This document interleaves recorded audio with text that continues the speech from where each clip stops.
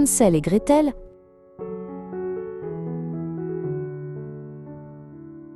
Au bord d'une vaste et sombre forêt, se dressait une petite cabane en bois, où vivait un pauvre bûcheron avec ses 2 enfants, Hansel et Gretel. Leur journée était simple et tranquille, mais parfois des rires réchauffaient leur humble petite maison. Mais une terrible famine s'était répandue dans tout le pays, et chaque armoire de la cabane se vidait lentement jour après jour. Nuit après nuit, les enfants s'endormaient en se demandant s'il resterait encore du pain au matin.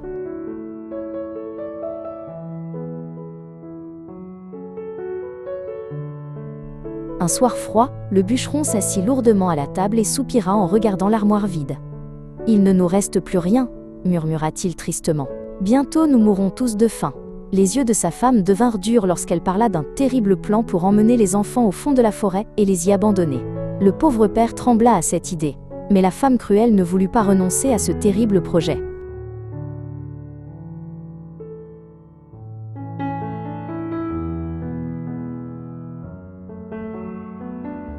Bien que la maison soit devenue silencieuse, Hansel et Gretel étaient encore éveillés dans l'obscurité. Hansel avait entendu chaque mot que leur belle-mère avait prononcé dans la pièce sombre derrière la porte.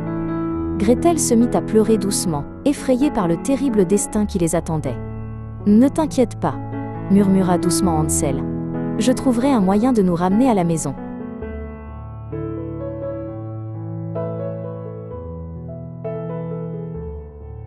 Quand la maison devint enfin silencieuse, Hansel sortit doucement sous la lumière argentée de la lune.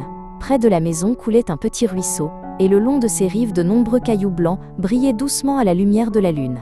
Hansel ramassa les cailloux brillants un par un et remplit ses poches tandis qu'un plan ingénieux se formait dans son esprit. Lorsqu'il en eut assez ramassé, il rentra discrètement dans la maison et se recoucha près de Gretel.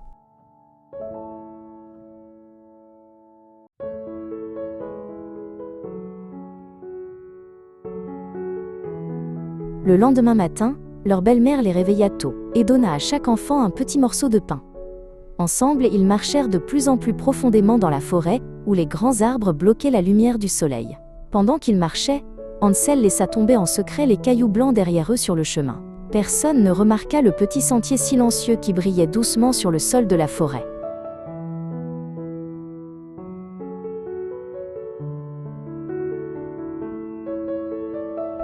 Enfin, leur père s'arrêta dans une petite clairière et alluma un feu, disant aux enfants de rester au chaud pendant qu'il allait couper du bois. Hansel et Gretel s'assirent tout près du feu, écoutant le faible écho d'une hache quelque part au loin.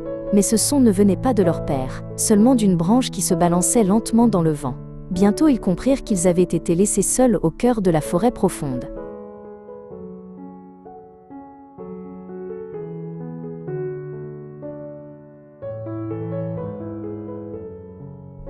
Lorsque la lune monta haut dans le ciel, Hansel prit doucement la main de Gretel. Les cailloux blancs scintillaient sur le chemin sombre comme une traînée de petites lumières argentées. Toute la nuit, ils suivirent les pierres brillantes à travers la forêt. Enfin, lorsque le matin arriva, ils virent le toit familier de la maison de leur père.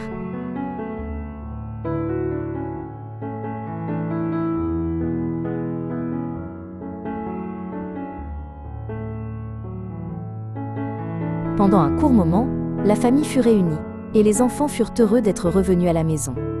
Mais la famine devint plus dure encore qu'avant, et la nourriture se fit encore plus rare. Une fois de plus, la belle-mère murmura son cruel projet dans la nuit sombre. Cette fois, elle insista pour que les enfants soient emmenés encore plus profondément dans la forêt.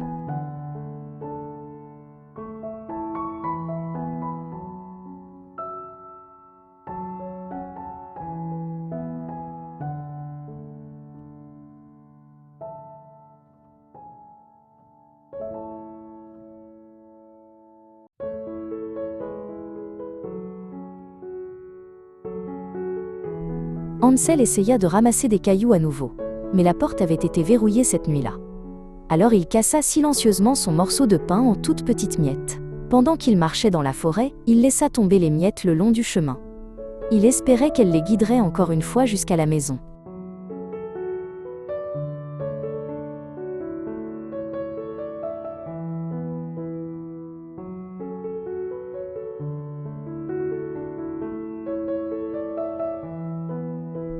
Lorsque la nuit tomba de nouveau, Hansel chercha la trace de miettes qu'il avait laissée.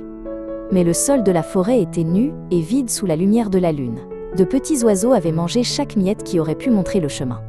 Maintenant, les enfants étaient vraiment perdus dans la forêt sans fin.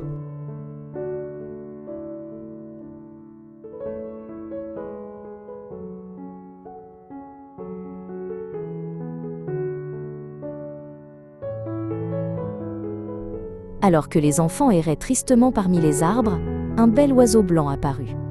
Son chant doux semblait les inviter à le suivre à travers la forêt. Hansel et Gretel marchèrent derrière lui jusqu'à atteindre une clairière ensoleillée. Là, quelque chose de merveilleux et d'étrange les attendait.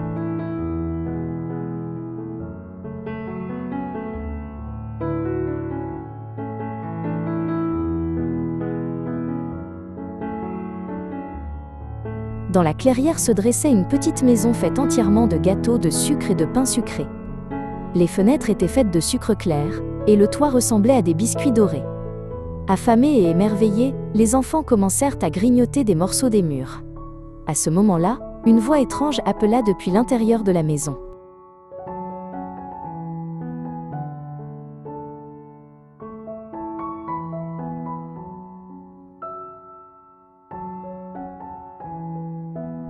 Une vieille femme ouvrit la porte et sourit avec une gentillesse surprenante. Elle invita les enfants affamés à entrer et leur donna des lits chauds et de la nourriture sucrée. Mais sa gentillesse n'était qu'un déguisement, car c'était une sorcière maléfique. Bientôt, elle enferma Hansel dans une cage et força Gretel à la servir.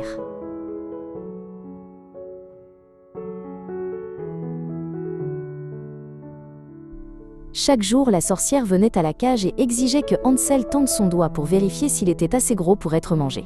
Mais le malin Hansel lui tendait toujours un mince os de poulet, et la sorcière, dont la vue était mauvaise, grommelait que le garçon était encore bien trop maigre.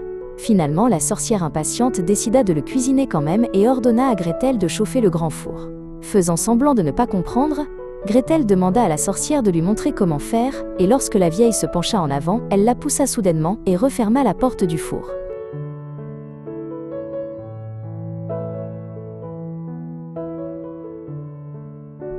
Hansel fut libéré de la cage et les enfants s'embrassèrent avec soulagement et joie. Dans la maison de la sorcière, ils découvrirent des coffres remplis de bijoux et d'or. Les enfants remplirent leurs poches de trésors étincelants. Puis ils se hâtèrent de quitter la terrible maison au fond de la forêt.